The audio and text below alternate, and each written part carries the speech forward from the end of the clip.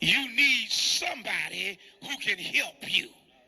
You don't need to be the one who has all the brains. Amen. Yeah. Don't y'all know that's why they have co-pilots?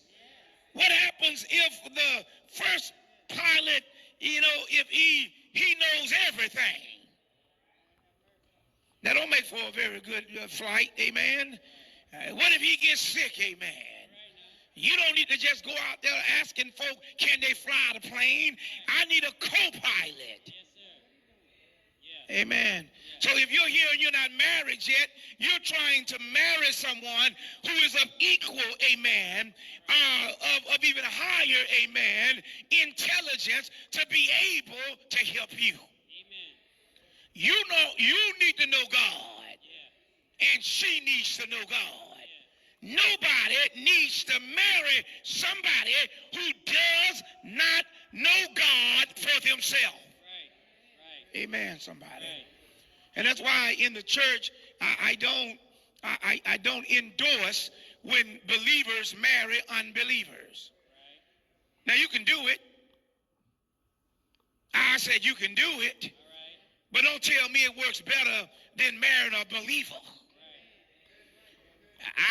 If you're a member of the Church of Christ, you need to marry somebody who's a member of the Church of Christ. Amen, amen, somebody.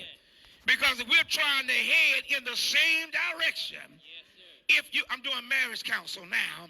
If you're going to marry somebody, the one thing that you and the other individual ought to agree on is God. Because how many people stand before a church and they say what God has joined together?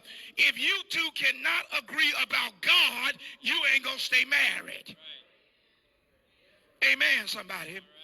I know that I'm fairly good looking and nice dressed in my suit, but that ain't why my wife stayed with me. And I love her pretty hair and feet, but that ain't why I stayed with her. The only reason we still are together is because we agree on God. Amen, brother. Amen, somebody.